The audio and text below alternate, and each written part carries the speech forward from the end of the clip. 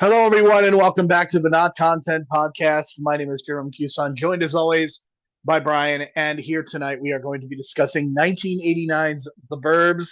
We are finishing up our look at Joe Dante, which I would say has been a mixed bag, but we'll get to that in just a moment. Please leave a 4 or 5 star review on Apple and Spotify to get those algorithms going. Please like and subscribe to us on YouTube. Definitely click the bell icon to get those notifications. Brian, before we talk about the Burbs, I think you and I have to mention this. Del Orlando finally got nominated for his very first Academy Award. I don't like award shows at this point. I'm kind of over them, but I was so happy to see that he got nominated because boy should he have been nominated for Defy Bloods, and the fact that he wasn't is still it still haunts me in terms of like this award show season. But I was just very happy to see him get nominated. It was cool to see a bunch of names that I was like, oh, I saw this movie. So I felt like I was like, one of those Oscar years where the audience is like probably going to watch more because they're connected to more of the movies that have been nominated, as opposed to picking the outskirts of like the indie movies that usually get like nominated but have no box office, right?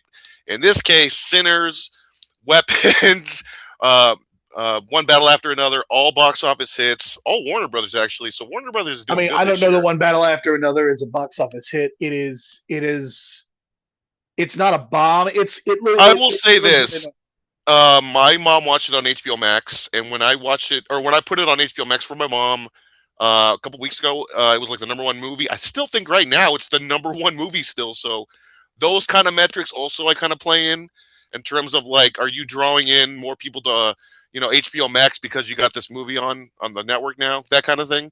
I think there is something to that because it does feel like DiCaprio is kind of like, I don't know, he's got a resurgence this end of the year, right, because of the movie, and then Benicio getting that kind of like love too. That was kind of cool. He got nominated as well, and I just watched Phoenician Scheme, so I was like, wow, like what timing for me.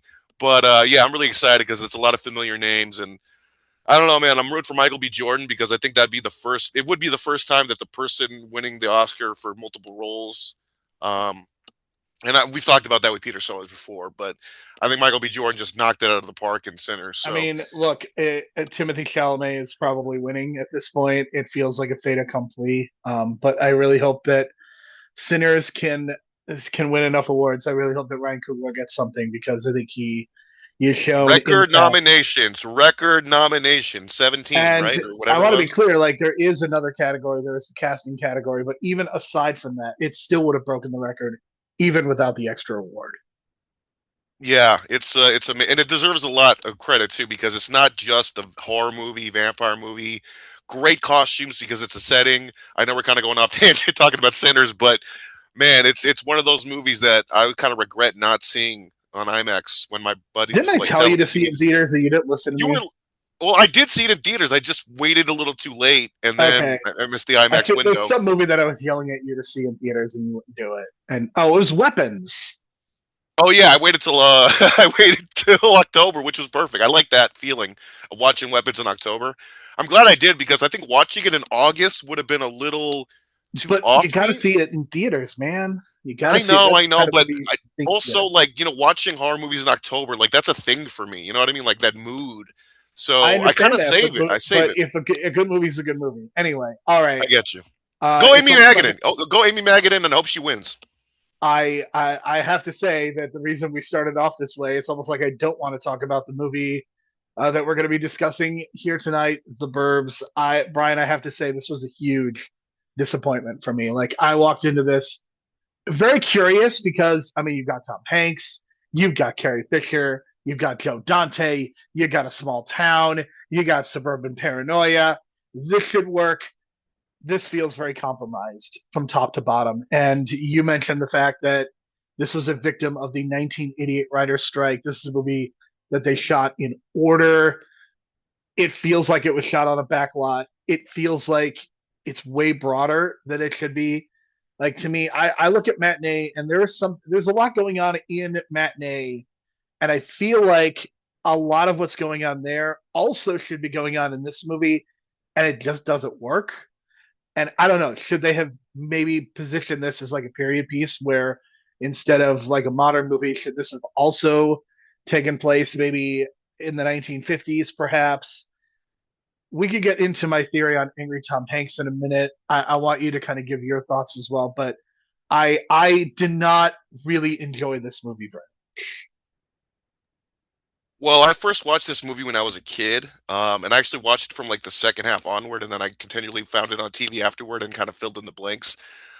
So it's got that nostalgia feel for me because as a kid, like I didn't know the concept of like comedy and horror too much. You know what I mean? Like it was kind of rare that those kind of would cross over for me in my kind of universe, other than like a Gremlins 2. But in this case, it kind of like crossed into both. And this was actually the first time that I saw like a physical depiction of the Texas Chainsaw Massacre guy, Leatherface. Like I had heard of Texas Chainsaw Massacre, but then they did the parody in the movie, and I was like, "Whoa, they got the Texas Chainsaw Massacre guy in this movie." And then there was a dream sequence, but that was the first time like I was introduced to Leatherface. So this movie kind of introduced me to some of those like other horror movies too that they were like alluding to. And then of course, I think the number one movie they were kind of paying homage to is Rear Window, which is a classic. Even though I have some conflicts on some of the characters in that movie, it did have that Rear Window feeling, even with the dog finding the bone, which is clearly a reference to Rear Window. Um, I did like the fact that like it's a suburban backlot. It's simple. I mean, we can tell that it's the universal backlot because we're smart marks in terms of movies, but I'm not sure like a general audience would notice that at first until like you take the universal tour when they tell you like, oh, we filmed the Burbs here, we filmed Desperate Housewives here, all those different movies and shows and stuff. Ted, Back to the Future, all in the backlot. I think even Small Soldiers, you mentioned that in the first week. So I like that kind of feel because it's kind of like a Universal Studios, like kind of like you know, I don't know, like it's like one of the regular things, and it's kind of like it makes me feel nostalgic and familiar I can seeing see those that. houses. I You don't know know. what I I'm not mean? necessarily against the idea of the backlot, but I think my issue with this movie is like it just feels very compromised. And I think in some cases when a movie is good, like the fact that it's on a backlot can kind of be a positive thing in a way, but it just feels like it's just another thing that's kind of holding this movie back from being good. And we got to point out too, like we did mention, it's a victim of the writer's strike. It went into production in May 1988 before the strike even started, but because of the timing, the writer of the film could not make any changes to the script. So you were basically stuck with like a first or second draft.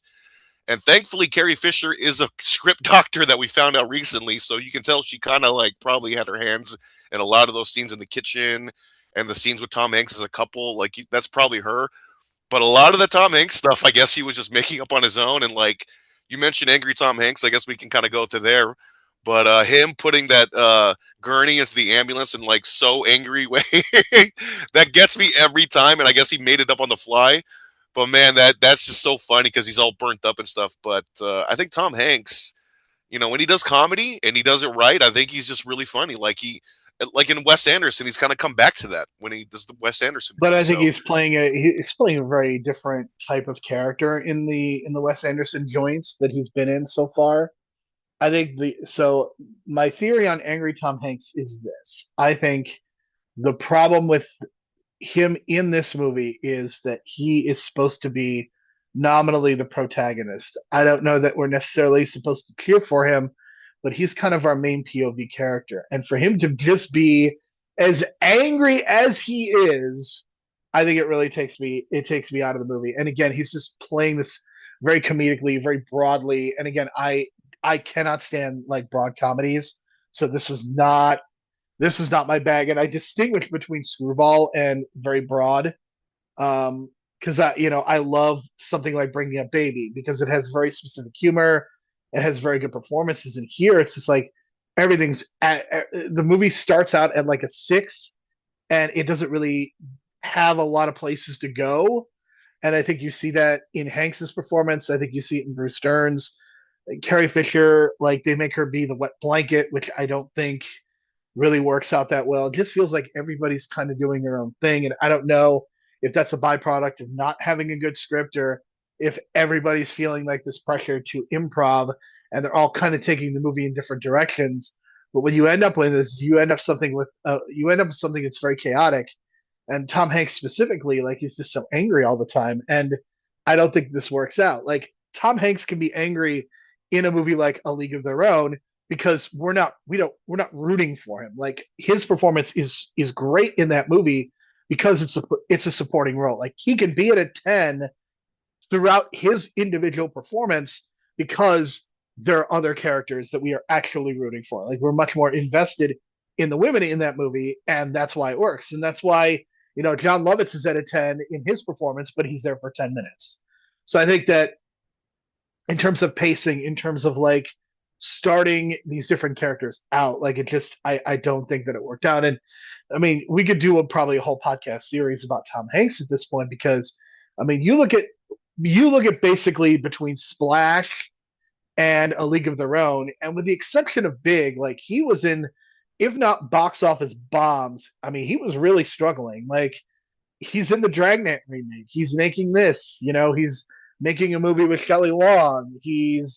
I feel like I'm forgetting something. But he's kind of in the wilderness, and it's like he's really Dragnet, straddling. Dragnet, which I really don't like.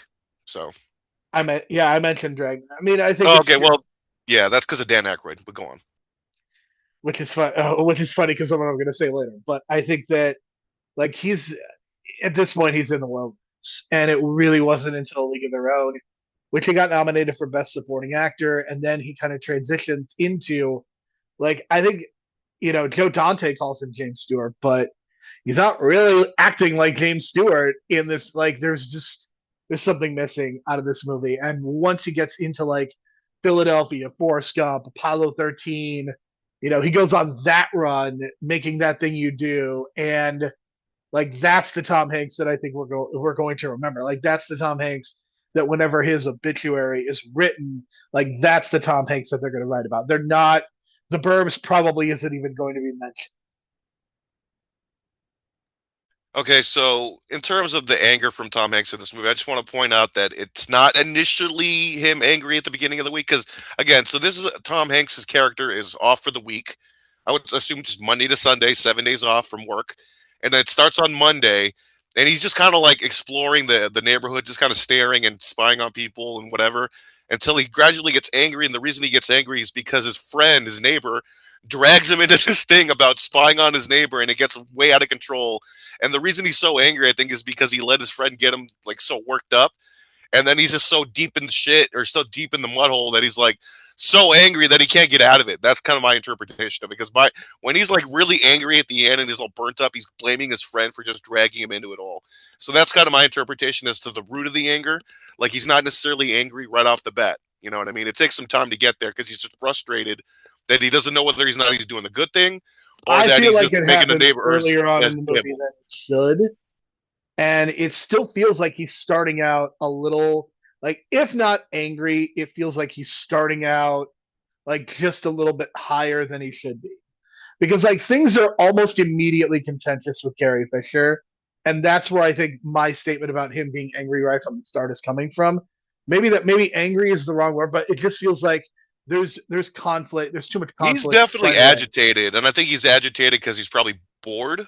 Is my interpretation because it's like that idea, like I think that's a good reading. I think that's yeah, fair. so he's just bored, and then he gets angry because of the stuff that's going on with his neighbor that he got dragged into, basically. Especially when he puts the neighbor like the note, and then he keeps rewriting the note, and it gets worse and worse if you read it out loud. The note to the point where it reads like a fucking kidnapping note. I thought that was hilarious because it just kind of degraded and degenerated the note. But yeah, there's some like fun stuff in this movie that I'll always remember, like Corey Feldman, right? Like he's just having fun, you know what I mean? And I I think this guess he's just there movie to have fun, you know what I I mean? think this movie would be better if Corey Feldman, if the movie was actually shown all from his perspective. I really do. I think in some ways, I don't know that he's the best actor, but it feels like he is the one that is most calibrated to what this movie should be, and that's why I was impressed is the wrong word, but I definitely was like, this is where the movie should be. Like where Corey Feldman is, I feel like is where the other people in the movie should have been. Because again, I feel like Carrie Fisher and Bruce Dern are kind of off too. Like that's the thing. Carrie Fisher is very restrained. She's just there to kind of like deliver lines and kind of like Yeah, you mentioned which like the feels like web a blanket. terrible, what a waste of Carrie Fisher. But Just, again, like I wonder how much she had to help in terms of the script stuff. You know what I mean? In terms of that I don't improv they know, had to but do. like, I don't know, man. Like, it feels like if you're going to cast Carrie Fisher, and I feel like this happens with a lot of the movies that she's in, it never feels like directors are taking advantage of Carrie Fisher and what she can actually do. I mean, you want to talk about who's somebody who was born too soon, and look, I know she has had drug issues and stuff, and but it just feels like if she starts 20 years later, I feel like she has a very different career and people are able to take advantage of it. Whereas when she's coming up, we're still not quite in the starlet area, but we're definitely in where a lot of the female characters are just playing the wives or girlfriends or the damsels in distress. And look, she certainly was able to elevate Princess Leia in a way that I don't think a lot of actors could have done. And, you know, Cindy Williams, I don't know. She's somebody who auditioned and was from Laverne and Shirley. I don't know that she gets Princess Leia in that place. I think Carrie Fisher is able to do that. And I think I feel very similarly about Margot Kidder. I feel like those two are able to do so much more, and it just feels like they were never going to get served by a Hollywood that was way more interested in letting the boys play with their toys as opposed to giving the female characters something to do. Uh, Case in point, I want to point out that Wendy Shaw, she's the wife of Bruce Dern in this movie. She's actually also the mother in Small Soldiers, apparently, which we didn't notice, or one of the actors or actresses in Small Soldiers, one of the parents. And she's the voice of the wife in American Dad, so she's kind of had this like resurgence, right? And thanks to Seth MacFarlane, she's probably getting those paychecks weekly because Which we is know that funny you American say that Dad. because who is one of the producers of the Burbs TV show? Seth MacFarlane. Right, so it's all kind of coming together, and it's funny too that Seth MacFarlane's producing the Burbs because like it's the second show he's producing that takes place within the Universal Backlot universe or whatever. So again, maybe he's got that same nostalgic feel for it the way I do. It's just lovely, likes looking at those houses, It's very knowing that they're clear like he has to like this movie. There's no way that he's not producing a remake of it. The fact that he casts Shaw in American Dad, like he has to be like this has to be one of his favorite movies. yeah, I get that vibe too. And I just want to point out, like, I would say your criticisms are very much on point with the criticisms of the critics at the time.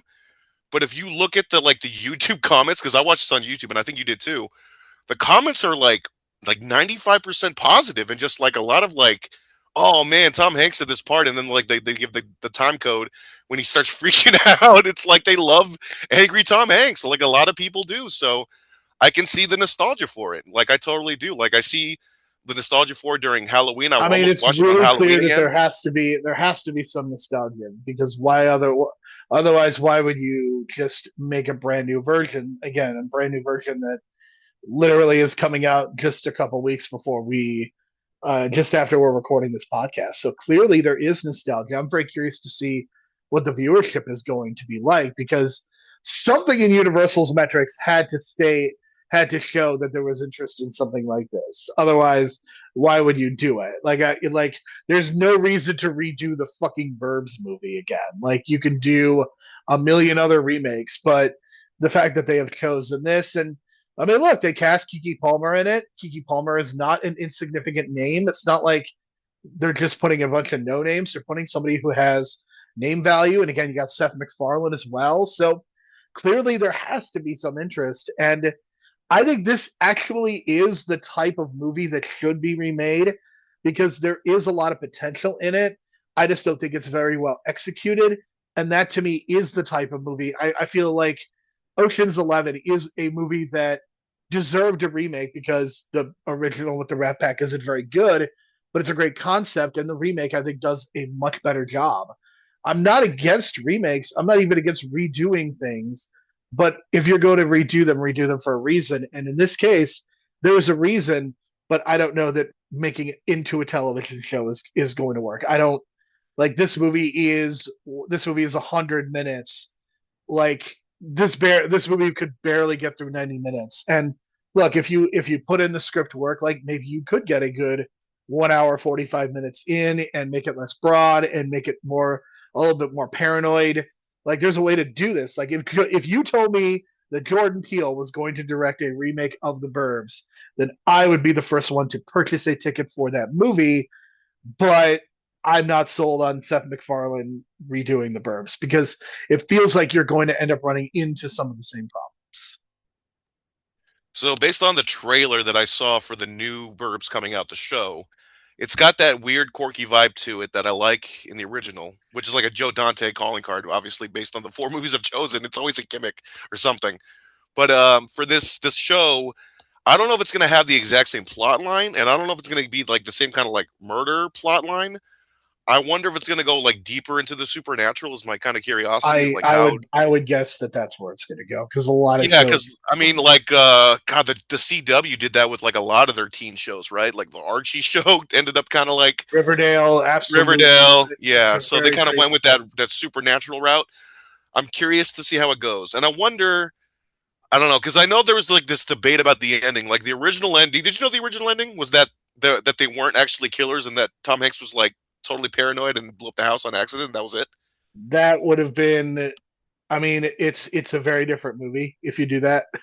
Right. That's the I thing is still like don't, I don't know that I'm it kind of works curious as to either. what your reaction was to the ending because I know that there's this split on how the ending should be, and I'm for that they should be killers because you revealed too much of them being like nefarious that it's impossible for them not to be bad. there's way too much evidence to point in that direction.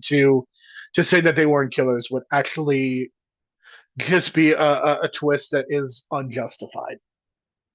Okay, so because I know that was like the big thing when they were making the ending to this movie is like whether or not because I think they added the whole like Dr. Klopek with the needle and him trying to poison him in the ambulance. I think that was like added late, Huh. obviously because of the script, but I think they wanted to change the ending based on what I've been reading because like it's always been mixed about the ending. So I wonder how the show's going to approach it because in this case, clearly, like they have to be killers. Because like, just the bone that they find alone, like that to me was like the obvious clue. Like, there's no way a dog finds a bone that big, and I think it was a femur, the leg bone, and a dog's not going to find a human leg bone just lying around.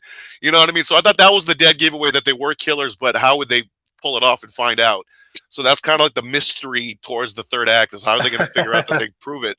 And they don't really do it because they end up blowing up their house but then they kind of give themselves away by like accidentally revealing this giant pile of bones in their fucking trunk, which is kind of gnarly if you think about it. That scene is kind of It like, is a wow, very it's a pretty gnarly movie. yeah. So I there's a couple things I want to bring up. Number one, Corey Feldman uses the phrase "pizza dude," which would then become more famous in the Teenage Mutant Ninja Turtles movie that he would do the voiceover for Donatello. So I wonder if there's a connection And there. we never saw the pizza dude, so I was kind of disappointed. I thought that was going to be like a cameo or something, and I always If it forget was that a there's no pizza dude. Domino's pizza dude, that would have been a twist. Yeah. And the other thing that I want to point out about this movie is like I think it's a really fascinating piece because like this comes out in a 1989. We have to point out that Dick Miller is a garbage person in this movie, along with Robert Picardo. And again, I kind of want to watch the movie about them picking up the garbage because their interplay is very funny. Okay, so let's just make sure the audience understands this. Robert Picardo's playing like, what's the term I'm looking for? A libertarian, maybe? Like, I he's think that's he's leaning in that direction. he's like open to the fact that he's okay with like people throwing their trash in the street because it's like supposedly once it hits a certain point it's public. So he's just like, yeah, sure, go ahead, why not? And Dick Miller's like, what the hell are you doing? We're not gonna pick up this dude's trash on the fucking street. They're supposed to give it in a bag, and he gets so pissed off. I'd be pissed off too. And fucking Robert Picardo's just encouraging it. I'm just like, okay, I can clearly see the dynamic with these two. Like, they really must get at each other in terms of politics and like stuff like that. You can imagine the conversations they're having is like driving around, just picking up trash and stuff. But that one scene really like was good. You know what I mean? And it's like we're showcasing these two great actors. And it's only going to be like a 5 minute scene, but we're going to give them the best we can. And Robert Ricardo is just like not caring, and Dick Miller's like super serious, and it just kind of works out that way. But yeah, so we saw him in all four movies, folks, and of course they're in Gremlins, Gremlins 2, Maybe Robert Picardo's not a Gremlins one that I think about it, but yeah, it's it's the Joe Dante regular, so to speak, right? And yeah, at least we got to see him in Yeah, all you four almost movies. again. I almost wish that we had seen more of these two. Again, their interplay was tremendous, and I it was one of the most enjoyable parts of the movie. To be honest with you, is just there are parts of this movie that I think really work, and it just feels like if they had an actual script and they weren't trying to do this during the strike, then it would have actually worked, and it's just really unfortunate. Rushed into production, man. That's what happened, and it would have been a 1990 movie. You know what I mean? So you see how it is, but We would like have ended in up in terms a of the better off place, yeah, probably. and it's the summer of Batman as well, so you got that. It's not like it didn't make money. Like this had a budget of 18 million, it grossed like 40 something worldwide, but it's really like the rentals and like the TV viewings. You know what I mean? That made it grow into this cult movie. So I appreciate it. I give it a 6.5 out of 10, 7 out of 10, maybe on a weird October day where I'm really stoned and enjoying all the horror movies I'm watching.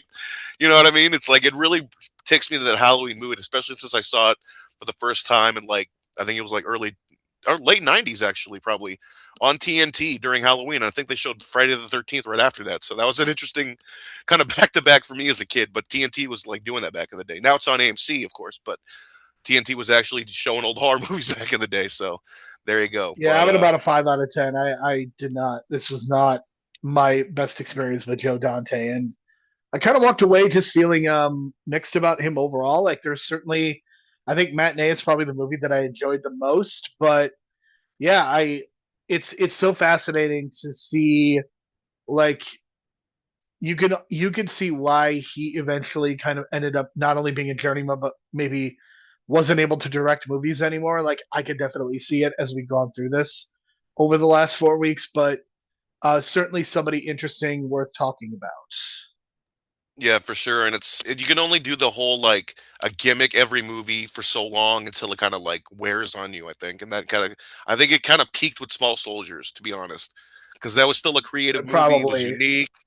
But then I think what was, I don't know if Looney Tunes was before that or after that, but Looney Tunes kind of killed it. You know what I Looney mean? Like Tunes. Looney Tunes was 2003, and it definitely feels like that killed it. Yeah, for that Joe was Dante, that was his that was his big one, his big failure. for sure. But I So still recommend his movies, Piranha, Gremlins 1 and 2, obviously. So check those out. Yeah, that kind of wraps up Joe Dante month. So we decided to do Rob Reiner month for the month of February, RIP.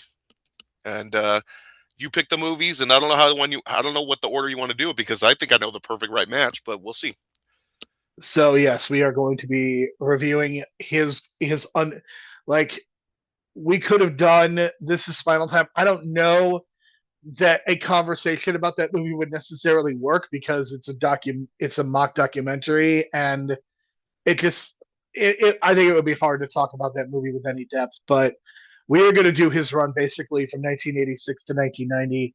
So that is Stand by Me, Princess Bride, When Harry Met Sally, and Misery. Misery, I have never seen Misery. It's kind of on my list of shame.